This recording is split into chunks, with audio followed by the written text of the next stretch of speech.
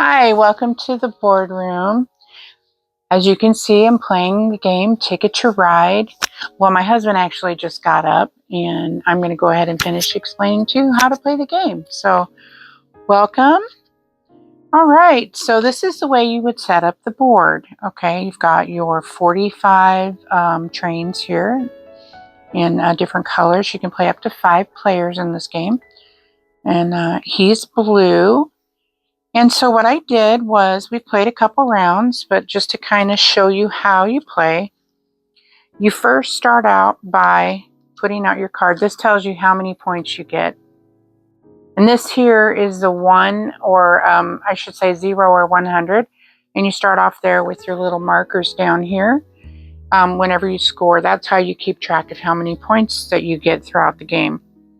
So you're going to pick 3 cards. Everybody gets 3 destination cards. The point of the game is to go from destination to destination. So as you can see, I went from Helena to Omaha. And so I got, for that, it's 5 trains. And if you look here on the board or on your card that you get, for 5 trains, I'd get 10 points. So I moved my mover down to 10 on that one. So further on in the game, I am now trying to get, where is it here? Denver, I think it was Denver. Yeah, Denver to Pittsburgh. So I had already done those 2. So actually those 3. So Denver to Pittsburgh. So if I finish this destination, which by the way, you keep completely quiet, you don't tell the other players that you are trying to get this specific destination. So you may not do it all in a row. You might put them in a different spot, or maybe split it up a little bit to get to what you're trying to do without someone blocking you. Now, if you see these 2 right here, these 2 train spots, there's 2 paths, but you can only choose one. So I can take this one, but I cannot take that one. This gives the other players a chance. Okay, so I need to finish Denver to Pittsburgh. Now, it was actually my husband's turn, and we'll just go ahead. And looks like he's doing Helena to Los Angeles. Oh, and I can see that because he's got all of this right here. He just needs a 2. So on his turn, he would say that he's going to draw from the deck. So there's a couple ways to draw from the deck. You can draw all your cards, like have 5 out, and pick 2 cards. You have to put 5 out all the time. Or you can draw 1 from here and pick 1. However, the one rule is, let's go ahead and he's going to do the pick. You got to put it out right away. Okay, this is exactly what I was going to tell you. See, there's 3 wilds here. These are the locomotives. See, they go with any color. So when you get 3 of them that come up here, those cards no longer apply. They have to be taken out and put to the bottom of the deck. So then you draw out 5 more immediately. Okay, so we're good now. So normally, since he was going to draw, he would pick from here, and he can take 1 from here. So let's say he says, oh, I'm going to take this one. As long as it's not a locomotive, you only get to pick up 1 of those wilds if it's down on the table. But he could pick 1 from here still. If he got a wild, then nobody knows. It doesn't matter. So he can keep that and still draw another one. But you can only draw 1 wild from the pile. Okay, so these are the cards he picked because he did a little bit of both. So see right here. So those are going into his cards. So now you can have as many cards in your hand as you want. So he has the 2 that he needs. The 2, I guess, kind of white or gray color. He also does have a locomotive, but he doesn't need it because it's a small route. So he's going to say, I'm going to do the 2 trains right here, and now he has his path. Now, he can then tell people that he got the path, which is Helena to Los Angeles, and that's 8 points. So he's going to take those points and he's going to go 1, 2, 3, 4, 5, 6, 7, 8. Well, gosh darn it, he's beating me now. So I need to do something about that. So I can't block him or do anything. So now he still has 2 cards left that he's trying to get done before the end of the game. Now, can he get more cards on his turn? Yes, he can grab. Where did I put my cards at? He can grab 3 more cards, and during that time, he can say, where did I put those?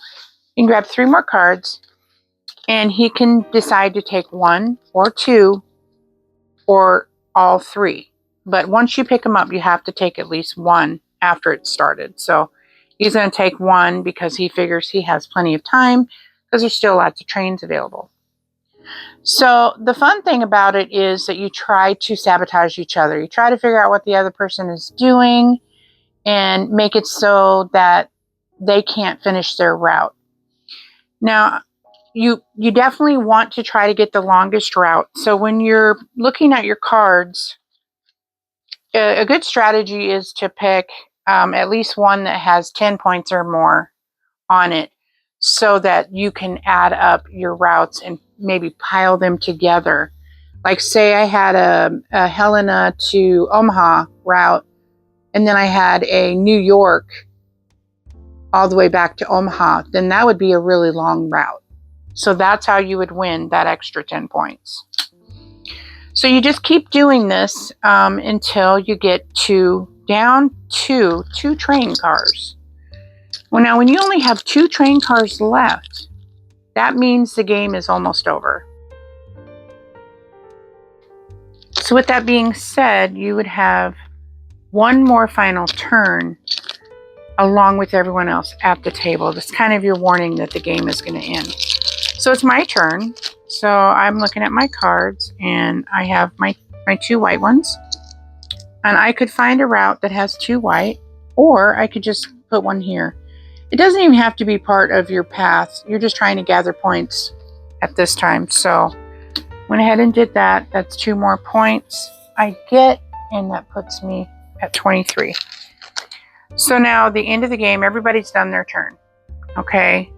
You want to make sure that you count up your paths. Each person, that's going to calculate the rest of their points. So my husband's cards, he had to do the Helena to Los Angeles, which is right here, and he'd already got that 8 points.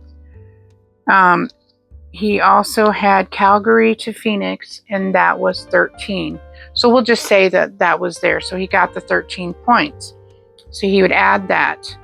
Plus, he would count up the amount of cars, if he hadn't already done so, for that particular track and path. Okay, just a reminder, if I hadn't mentioned it before, when you do the cards, you can draw 1 and 1, but the minute you pick up 1 from here, you always automatically put another one down. That way it's fair every single time. You get to see this top card every single time. So if you pick 1 from here or 2 from here, obviously this doesn't change. So it's just good information to know. That helps keep the game running smooth, and I'm sure the players around will help you. So then I would count up my paths, and I have 11 points and 7 points. So then I would go ahead and add my points to it, and then whoever at the end has the most wins the game. So the game is really very easy to learn. It's colorful. It's a lot of fun because people get to pick on each other and try to figure out what the other person is doing and sabotaging. And so that makes it, a very unique, fun type of game. So I really enjoy Ticket to Ride. My kids and I love playing it, as well as my husband and I.